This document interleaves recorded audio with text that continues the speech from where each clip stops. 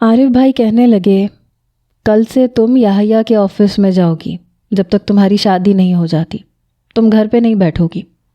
میں نے کہا کیوں، میں کیوں آفس جانے لگی، مجھے کیا ضرورت ہے، اللہ کا دیا سب کچھ ہے میرے پاس، میں کوئی کام نہیں کروں گی۔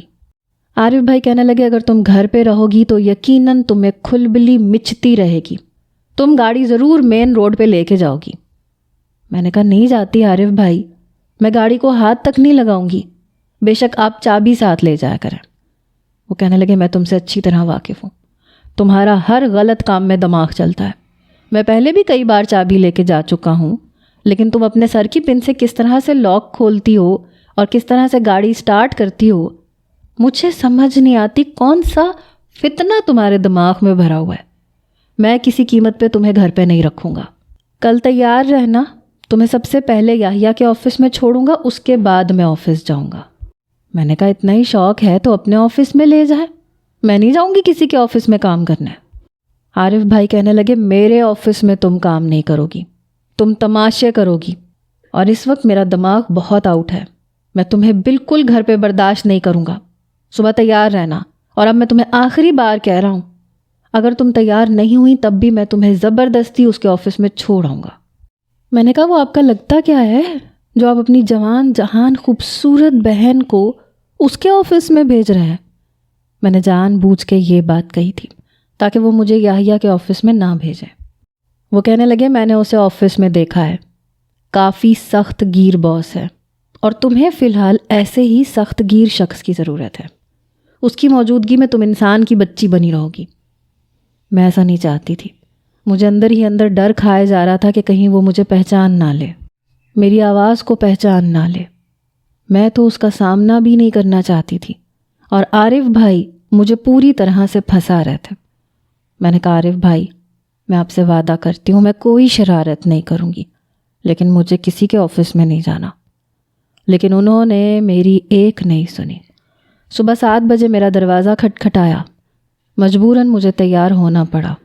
میں سوچ چکی تھی کہ میں اس شخص کی مت مار کے رکھ دوں گی، پھر وہ خود ہی مجھے چھوڑ دے گا۔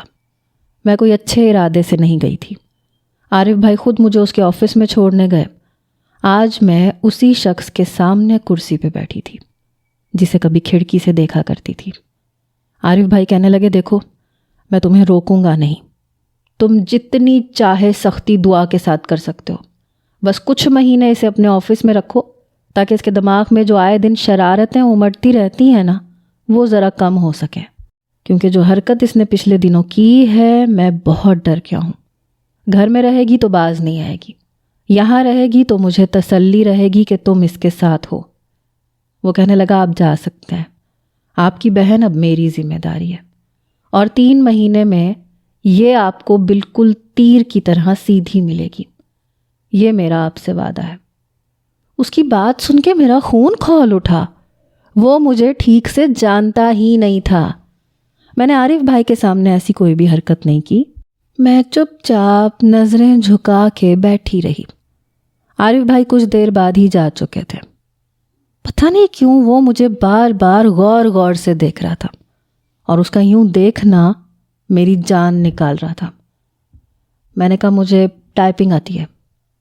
کہنے لگا اچھا، اور کیا کیا آتا ہے؟ ابھی بھی اپنی ہاتھ کی انگلی میں پین پھنسائے پین کو الٹ پلٹ کر رہا تھا اور مجھے دیکھے جا رہا تھا۔ میں نے کہا لیپ ٹاپ بھی چلانا آتا ہے، کوئی چھوٹا موٹا کام ہے تو بتا دیں، فارغ بیٹھ کے میں یہاں کیا کروں گی؟ کہنے لگا یہ بھی ٹھیک ہے، میں آپ کو لیپ ٹاپ منگوا دیتا ہوں۔ میں نے کہا منگوا کے کیا دیں گے، آپ مجھے کیبن بتا دیں، میں وہاں جا کے بیٹھ جاتی ہوں، آپ جو کہیں گے میں ٹائپ کر دوں گی، یا لیپ ٹاپ کا کوئی چھوٹا موٹا کام ہے تو میں کر دیتی ہوں۔ میں اس کی نظروں کے حصار سے نکلنا چاہتی تھی۔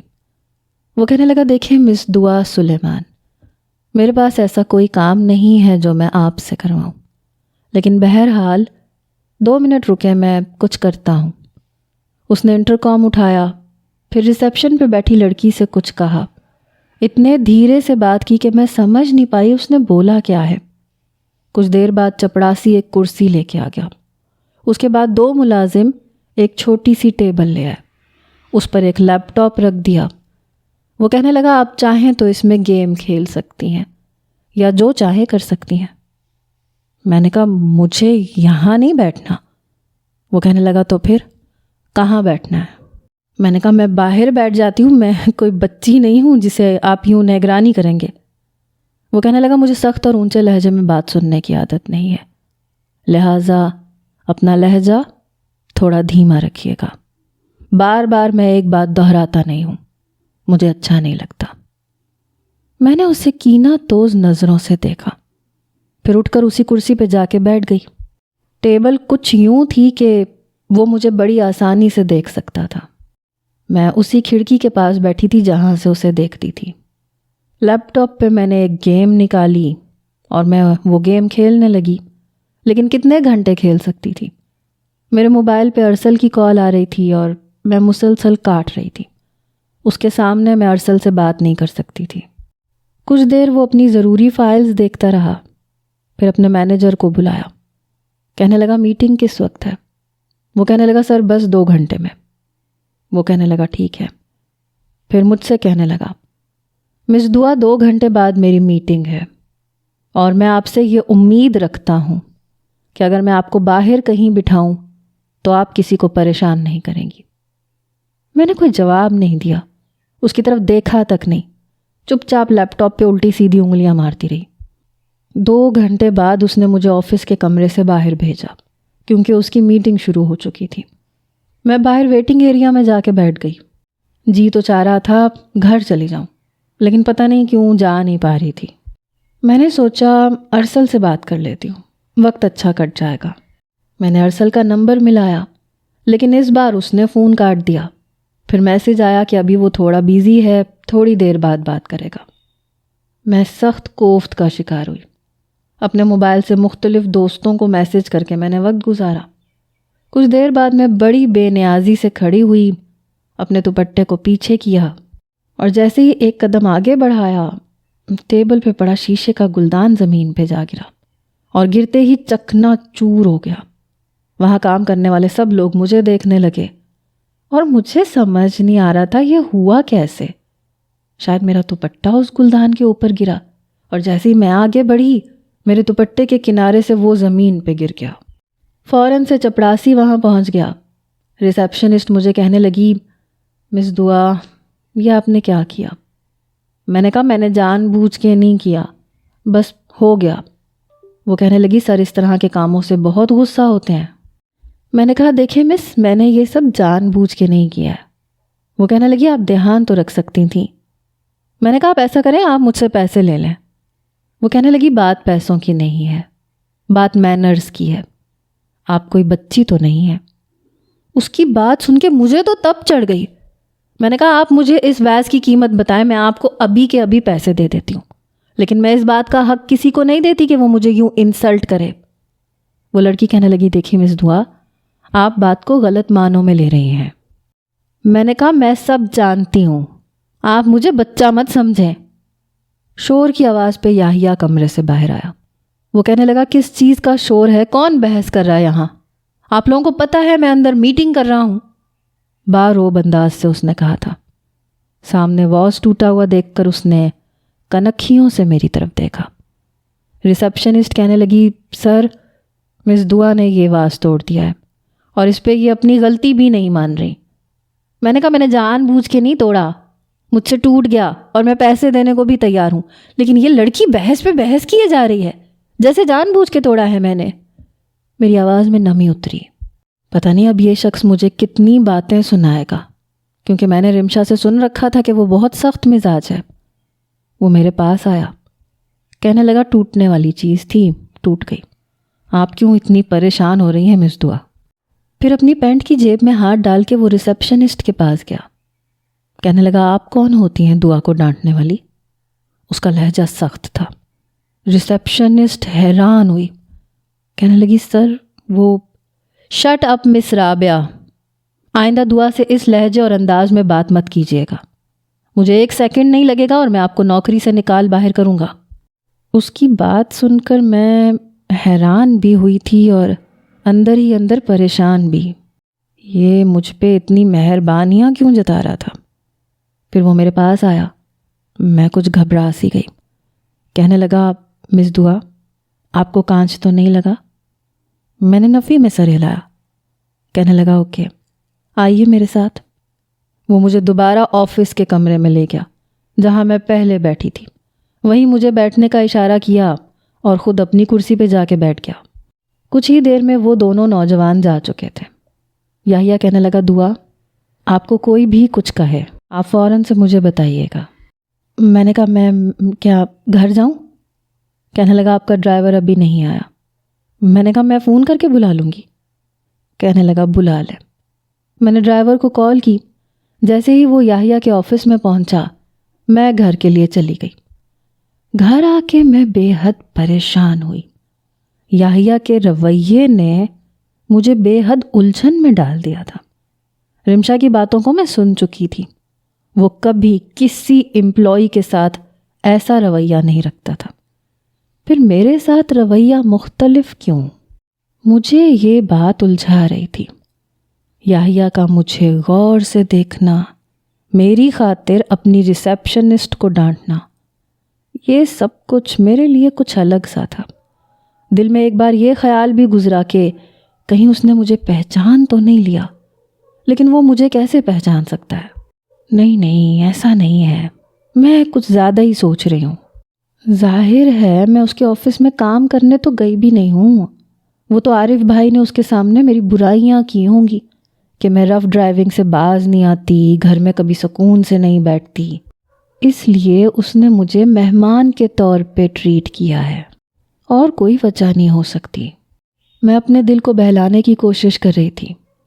مجھے یحییٰ کے آفس میں جاتے ہوئے 8 دن ہو گئے تھے.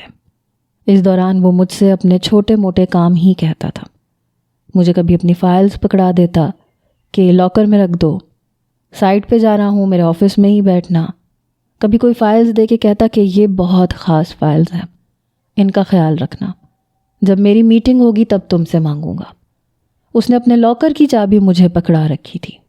اس کے لاکر میں اچھی خاصی رقم موجود ہوتی تھی. پتہ نہیں مجھے چابیاں کیوں دے رکھی تھیں. میں نے کہا بھی کہ یہ چابیاں آپ کے پاس ہونی چاہیے، آپ کو کسی پہ اتنا بھروسہ نہیں کرنا چاہیے کہ لاکر کی چابی اس کے حوالے کر دیں. میری بات سن کے وہ مسکرایا. کہنے لگا آپ مجھے کیا نقصان پہنچا سکتی ہیں؟ میں نے کہا ہو سکتا ہے کبھی میری نیت خراب ہو جائے اور میں 2-4 لاکھ نکال کے بھاگ جاؤں. میری بات پہ وہ بے ساختہ ہنسا تھا. کہنے لگا دعا آپ میری پہنچ میں ہے، مجھ سے بھاگ نہیں سکتی، اس لیے مجھے ڈر بھی نہیں ہے. میں نے کہا کیا مطلب؟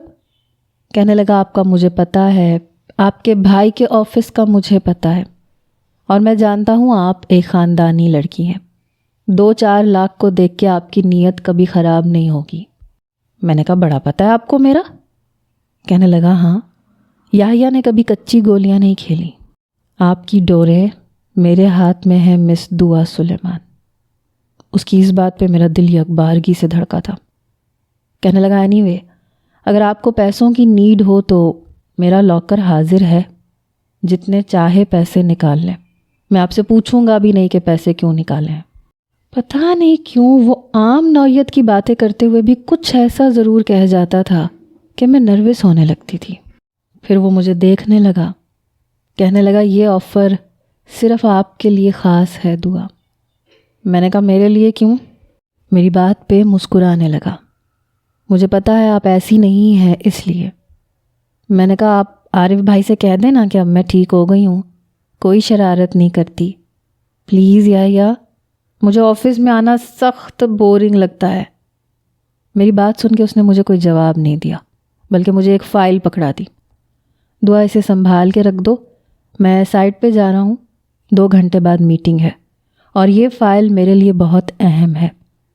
یہ کہہ کے وہ اٹھ کے چلا گیا. میری بات کا جواب تک نہیں دیا. میں نے وہ فائل بے دلی سے سامنے ٹیبل پہ پھینکی اور اسی کی ریوالونگ چیئر پہ بیزاری سے بیٹھ گئی. کیا مصیبت ہے، سڑ گئی ہوں میں یہاں بیٹھ کے. عارف بھائی آپ نے اچھا نہیں کیا.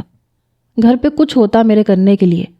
یہاں میں کیا کروں اس بند کمرے میں سوائے ایک شخص کی شکل دیکھنے کے علاوہ جس میں مجھے کوئی دلچسپی نہیں ہے. کچھ دیر بعد کمرے کے دروازے پہ دستک ہوئی۔ چپڑاسی نے دروازہ کھولا، کافی لے کر آیا تھا، میرے سامنے رکھ کے چلا گیا۔ میں نے رمشا کو کال کی، اس نے فون اٹھا لیا، کہنے لگی کیسی ہو؟ میں نے کہا بہت بری۔ کہنے لگی کیا مطلب؟ میں نے کہا یار میں اس وقت اسی کھڑوس شخص کے آفس کے روم میں بیٹھی ہوئی ہوں۔ رمشا کہنے لگی کون کھڑوس؟ میں نے کہا تمہارا سابقہ باس یحییٰ سکندر۔ میری بات سن کے وہ شاید اچھمبے میں آئی تھی۔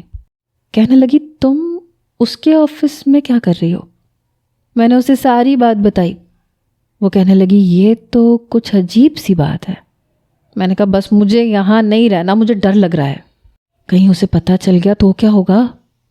باتیں کرتے کرتے پتہ نہیں میرا ہاتھ بے دھیانی میں اس کافی سے جا کے ٹکرایا اور کافی کا کپ اس فائل کے اوپر گرا جو اس نے مجھ سے کہا تھا کہ اسے سنبھال کے رکھ دو، اور اسے وہ فائل میٹنگ میں چاہیے اور وہ اس کے لیے بہت اہم ہے۔ میرے تو جیسے ہوش اڑ گئے۔ میں نے جلدی سے رمشا کا فون کاٹا، اس فائل کو پکڑا، وہ اچھی خاصی کافی کے ساتھ بھر چکی تھی۔ مجھے سمجھ نہیں آ رہا تھا میں کیا کروں۔ میں نے فائل کھولی، سارے صفحات کافی سے بھر چکے تھے اور کافی سے صفحات کی سیاہی سے لکھے لفظ گڈ مڈ ہو چکے تھے۔ میں نے جلدی سے ریوالونگ چیئر پہ لٹکتے ہوئے کوٹ کو دیکھا، اس کوٹ کو الٹا کر کے ٹیبل سے ساری کافی صاف کی۔ مسئلہ سارا اس فائل کا تھا۔ میں نے جلدی سے ٹیبل سیٹ کیا، کافی صاف ہو چکی تھی لیکن فائل کا بیڑا غرق ہو چکا تھا۔ میرا جی چاہا میں یہاں سے بھاگ جاؤں۔ اسی وقت مجھے لگا جیسے دروازے کا نوب کوئی گھمانے لگا ہے۔ باہر سے یحییٰ کی آواز آ رہی تھی، کسی سے بات کر رہا تھا۔ میں نے جلدی سے فائل اس کی ٹیبل کے نیچے رکھی اور خود بھی ٹیبل کے نیچے چھپ گئی۔ اس کا کوٹ دوبارہ سے اس کی کرسی پہ رکھ دیا۔ تبھی اچانک سے کمرے کا دروازہ کھلا۔ وہ اکیلا کمرے میں داخل نہیں ہوا تھا بلکہ اس کے ساتھ چند لوگ بھی تھے جن سے وہ بات کر رہا تھا۔ وہ کہنے لگا میں نے بہت اچھا پلان بنایا ہے اور میں آپ کو اپنے سارے پلان سے آگاہ کرتا ہوں، لیکن اسے نہیں پتہ تھا کہ اس کے پلان پہ کافی گر چکی ہے اور ساتھ میں اس کے بنائے ہوئے نقشے پہ بھی۔ مجھے یوں لگ رہا تھا اب میں نہیں بچوں گی، یہ شخص مجھے چھوڑے گا نہیں، مجھے سب کے سامنے ذلیل کر کے رکھ دے گا۔ وہ اپنی ریوالونگ چیئر پہ بیٹھ چکا تھا، میں ٹیبل کے نیچے چھپ کے ایک کونے میں بیٹھ گئی۔ تبھی سامنے کا دروازہ کھلا، سامنے کی کرسیاں لگ چکی تھیں، وہاں پہ نوجوان بیٹھ چکے تھے۔ میرا دل بڑی زور زور سے دھڑک رہا تھا کہ پتہ نہیں اب کیا ہوگا۔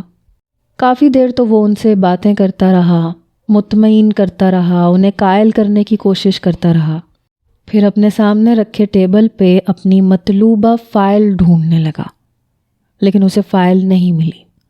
پھر اس نے انٹرکام دبایا، چپڑاسی نے دروازہ کھولا، کہنے لگا دعا کہاں ہے، بلائیں اسے۔ چپڑاسی نے کہا سر وہ باہر تو کہیں نہیں ہے۔ وہ کہنے لگا ایسا کیسے ہو سکتا ہے، ایک تو مصیبت اس کے لاکر کی چابی بھی میرے پاس تھی۔ وہ کہنے لگا اچھا مس دعا کا فون نمبر ریسیپشنسٹ کے پاس ہوگا، آپ اس کا نمبر لے کے آئیں۔ میرا موبائل اوپر ٹیبل پہ ایک کونے میں پڑا تھا اور مجھے یہ بھی ڈر تھا کہ کہیں رمشا دوبارہ سے مجھے کال نہ کر دے، کیونکہ میں نے اسے کچھ نہیں بتایا تھا، اچانک سے فون کاٹ دیا تھا۔ ریسیپشنسٹ سے چپڑاسی نمبر لے کے آ گیا، اس نے فون کیا، موبائل ٹیبل پہ بج رہا تھا۔ اس نے میرا موبائل دیکھا، کہنے لگا یہ مس دعا کدھر گئی ہیں، جاؤ جا کے دیکھو، ان کا موبائل تو یہیں پہ ہے۔ اب میں اسے کیا بتاتی کہ میں اس کے ٹیبل کے نیچے چھپی ہوئی ہوں۔ بار بار وہ اپنی ٹانگیں کبھی سیدھی کرتا تھا، کبھی فولڈ کر لیتا تھا۔ اب مجھے ایسے لگ رہا تھا کہ ایسا کرنے سے اس کی ٹانگ سیدھی میرے منہ پہ لگے گی اور اسے پتہ چل جائے گا۔ میں بہت بری طرح سے پھنس چکی تھی۔ وہ کافی دیر ادھر ادھر فائل ڈھونڈتا رہا، دراز کھولنے کی بھی کوشش کی لیکن وہ لاک تھے۔ سامنے بیٹھے نوجوان کہنے لگے سر پھر کبھی آ جائیں گے۔ وہ کہنے لگا نہیں نہیں، وہ بس میری سیکرٹری پتہ نہیں کہاں چلی گئی ہے، اس سے پہلے یوں بنا اطلاع دیے کہیں نہیں گئی۔ میں نیچے بیٹھی آنسو بہا رہی تھی کہ پتہ نہیں اب میرے ساتھ کیا ہوگا۔ 1 گھنٹہ وہ انہیں منہ زبانی سب کچھ سمجھاتا رہا. پھر کہنے لگا اچھا ایسا کریں آپ کل آ جائیے گا. پھر ریسیپشنسٹ کو اس نے کمرے میں بلایا. کہنے لگا دعا کہاں ہے؟ وہ کہنے لگی سر ہمیں نہیں معلوم، ہم نے انہیں دیکھا ہی نہیں ہے. کہنے لگا ایسا کیسے ہو سکتا ہے؟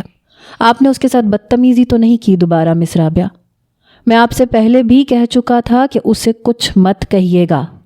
وہ یہاں امپلائی کی حیثیت سے نہیں ہے، وہ میرے دوست کی بہن ہے. آپ کو اندازہ ہے کہ اس وقت میں کتنا پریشان ہوں؟ اس کا موبائل یہاں پہ ہے اور وہ پتہ نہیں کہاں ہے. یقیناً آپ نے دوبارہ اسے کسی نہ کسی بات پہ ٹوکا ہوگا. وہ کہنے لگی نو سر، میں نے تو انہیں آپ کے کمرے سے باہر نکلتے دیکھا ہی نہیں ہے. کہنے لگا آپ کو یہاں کہیں نظر آ رہی ہے؟ وہ یہاں کہیں نہیں ہے، جائیں آپ یہاں سے. اس کی آواز سے لگ رہا تھا کہ وہ بے حد پریشان ہے.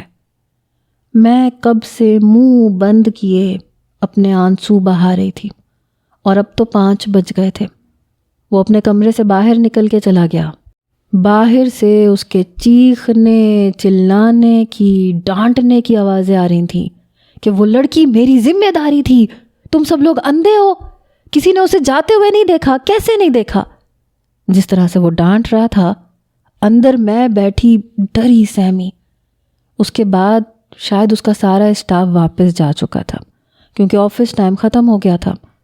وہ کمرے میں آیا، دروازہ زور سے بند کیا، پھر اپنا موبائل پکڑا اور ریوالونگ چیئر پہ بیٹھ گیا. پھر ایک دم سے سیدھا ہو کے بیٹھا اور پھر اس نے ٹیبل کے نیچے دیکھا. مجھے ٹیبل کے نیچے بیٹھا دیکھ کے کہنے لگا دعا آپ یہاں کیا کر رہی ہیں؟ میں پھوٹ پھوٹ کے رونے لگی. وہ فوراً اپنی کرسی سے اٹھا، گھٹنوں کے بل نیچے بیٹھ گیا. میں روئے جا رہی تھی. کہنے لگا دعا آپ کیوں رو رہی ہیں اور یہاں کیا کر رہی ہیں؟ یار میں کب سے تمہیں ڈھونڈ رہا ہوں، تم یہاں چھپ کے بیٹھی ہوئی ہو. میں نے نفی میں سر ہلایا. کہنے لگا کیا ہوا ہے، یہاں کیوں بیٹھی ہو؟ میں نے کہا مجھ سے وہ آپ کی فائل، یہ کہہ کے میں رونے لگی. اس نے فائل دیکھی، فائل پکڑ کے اس نے ٹیبل پہ رکھ دی. پھر میری کلائی پکڑی. کہنے لگا باہر آئے. میں پسینے سے شرابور تھی. میری حالت دیکھ کے وہ گھبرایا. سامنے ٹیبل پہ رکھے پانی کا گلاس اس نے مجھے پکڑایا، پانی پینے کو کہا. وہ اپنی ریوالونگ چیئر پہ بیٹھا تھا. میں نے پانی پیا. تبھی سامنے ٹیبل پہ اس کے موبائل پہ میری نظر پڑی، جہاں شاید کمرے میں لگے کیمرے کا کنیکشن آن تھا. شاید اس نے اسی میں سے دیکھا تھا کہ میں نے اس کی فائل کے ساتھ کیا حشر کیا ہے اور میں کہاں چھپی ہوئی ہوں. کیونکہ وہ ساری ویڈیو چل رہی تھی. مجھ سے پانی پینا مشکل ہو گیا. میں نے بس چند گھونٹ پانی پیا اور سامنے ٹیبل پہ ہاتھ پہ پکڑا گلاس رکھ دیا. وہ مجھے کہنے لگا آر یو آل رائٹ؟ میں نے کہا سر میں نے جان بوجھ کے آپ کی فائل خراب نہیں کی، اچانک سے کافی پہ میرا ہاتھ لگ گیا تھا، آپ کی فائل خراب ہو گئی، آپ کی ساری محنت پہ کافی پھر چکی ہے. میرا مطلب ہے نقصان ہو گیا، آپ کا نقشہ تک خراب ہو گیا جو آپ نے فائل میں اٹیچ کر کے رکھا تھا. I am sorry. میں ساتھ ساتھ روئے جا رہی تھی، ساتھ ساتھ اسے وضاحتیں دے رہی تھی اور وہ مجھے دیکھے جا رہا تھا. کہنے لگا اتنی سی بات کے لیے تم پچھلے 3 گھنٹے سے یہاں ٹیبل کے نیچے بیٹھی ہو، اور اگر میں تمہیں کیمرے میں نہ دیکھتا اور دروازہ بند کر کے چلا جاتا، تمہیں اندازہ ہے تمہارے ساتھ کیا ہوتا؟ تم بے ہوش ہو سکتی تھی. اپنی حالت دیکھی ہے تم نے. فائل خراب ہو گئی تھی تو کوئی بات نہیں، سب کچھ میرے دماغ میں فٹ ہے، میں پھر سے تیار کر لیتا. یوں ڈر کے چھپنے کی کیا ضرورت ہے؟ میں نے کہا اس لیے کہ آپ مجھے بہت ڈانٹتے ہیں. یہ کہہ کے میں آنسو بہانے لگی. کہنے لگا یہ کس نے کہا آپ سے؟ میں نے کہا آپ بہت سخت مزاج قسم کے انسان ہیں، میں جانتی ہوں. میرے منہ سے پتہ نہیں کیسے یہ پھسل گیا. کہنے لگا آپ سے کس نے کہا ہے یہ؟ میں چپ ہوئی. اپنی غلطی کا احساس ہوا. میں نے کہا وہ باہر آپ کے سٹاف سے. میں نے بات کو کور کرنے کی کوشش کی. کہنے لگا تم میرے سٹاف میں شامل نہیں ہو. اس نے موبائل پکڑا، اسے ایک نظر دیکھا، پھر ایک گہری سانس لی، اسے ایک طرف رکھ دیا. کہنے لگا اٹھو یہاں سے، چلو میں تمہیں گھر چھوڑ دوں. تمہیں اندازہ نہیں ہے میں کتنا پریشان ہو گیا تھا. میں عارف کو کیا جواب دیتا؟ میں نے ڈرائیور کو بہانہ بنا کے بھیجا ہے. دیکھو دعا، تم سے کوئی بھی غلطی ہو جائے، کچھ بھی ہو جائے تو پلیز مجھ سے کہہ دیا کرو. میں تمہیں کچھ نہیں کہوں گا، بائی گاڈ میں کچھ کہہ ہی نہیں سکتا. دوبارہ سے ایسی حرکت مت کرنا.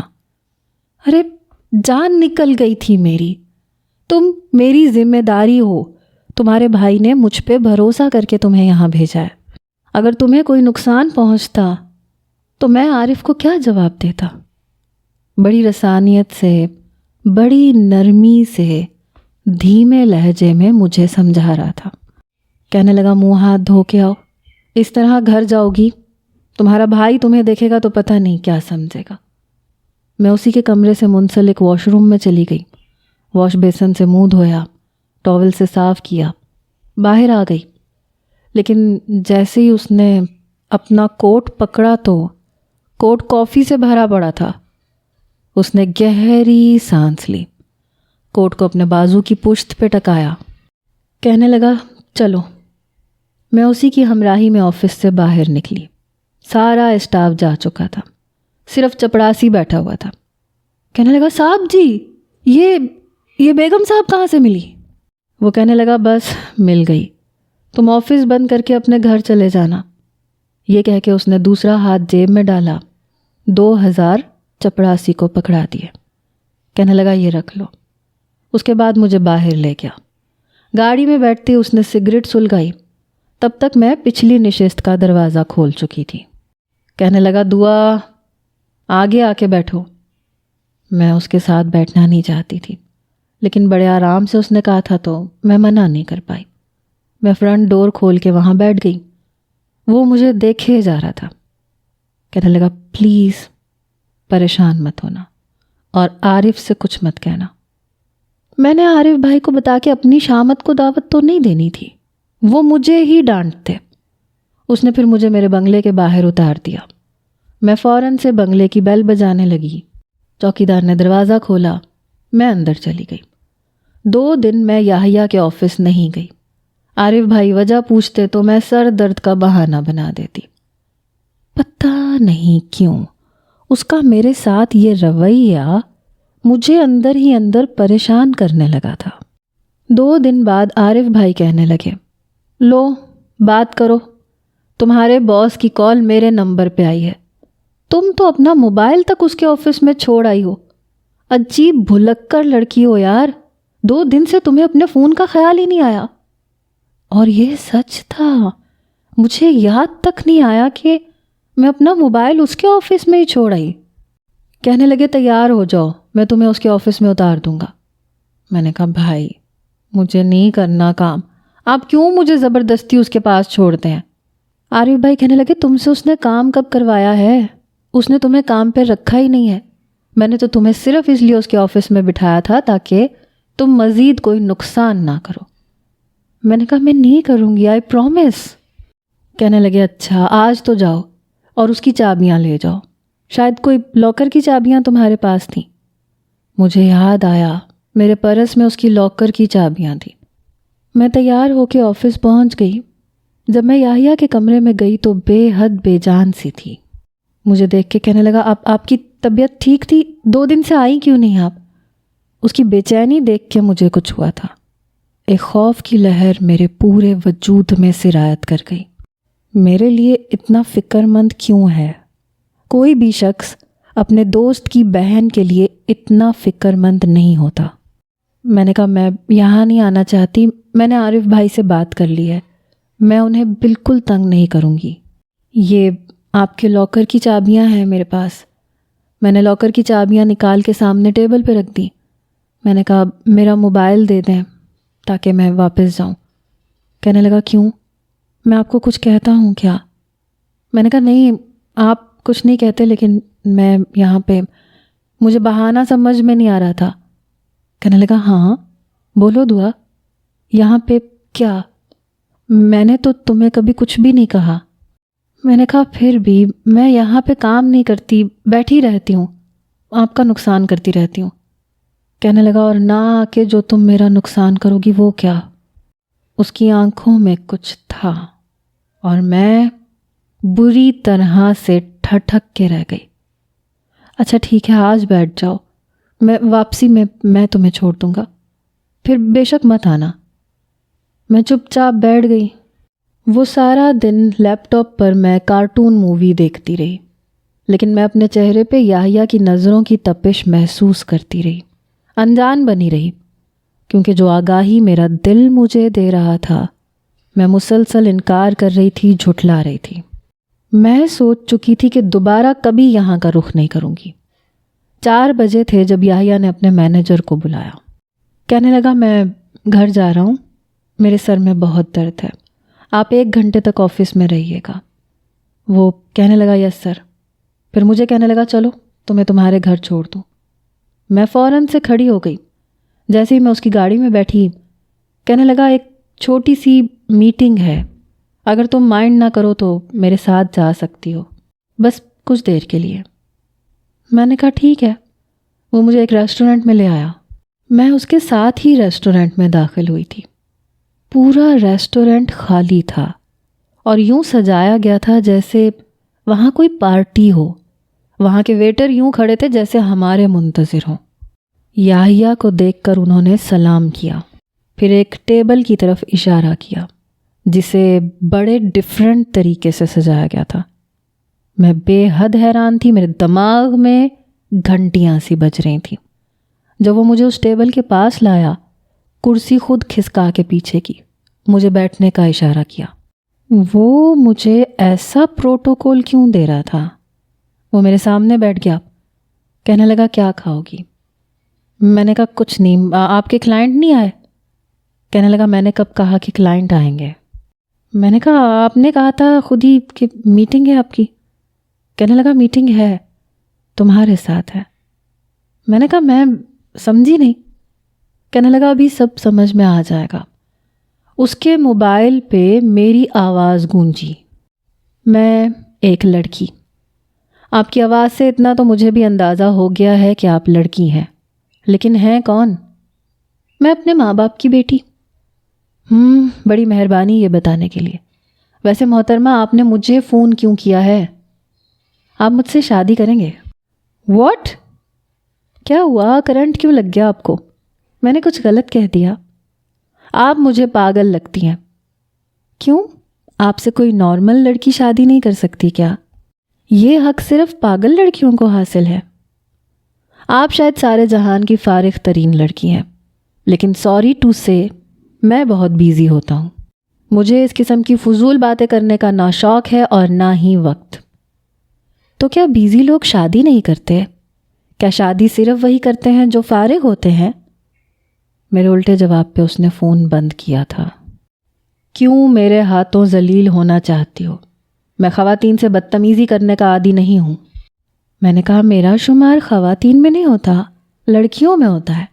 دیکھیں، شادی کر لینا مجھ سے، میں بہت خوبصورت لڑکی ہوں۔ اب تو میرے ہوش اڑ کے رہ گئے تھے۔ وہ مجھے ہی دیکھ رہا تھا، مسکرا بھی رہا تھا۔ میں فوراً سے کھڑی ہوئی، کہنے لگا بیٹھ جاؤ، لیکن میں اپنے حواس کھونے لگی تھی، کیونکہ میرا راز اس کے سامنے فاش ہو چکا تھا۔ کب ہوا، کیسے ہوا، میں نہیں جانتی۔ کہنے لگا دعا پلیز سٹ ڈاؤن۔ اس بار اس کا لہجہ کچھ بلند تھا۔ مجھے سمجھ نہیں آ رہی تھی اب میں اسے کیا جواب دوں۔ اس نے میری ہی ریکارڈ کی ہوئی باتیں مجھے سنائی تھی اور میں اپنے ماتھے پہ نمودار ہونے والے پسینے کو صاف کر رہی تھی، جب اس نے اچانک سے میری کلائی پکڑی اور جی تو پیارے پیارے سے ریڈرز، کیا ہوگا آگے کمنٹس میں ضرور بتائیے گا۔ اللہ حافظ۔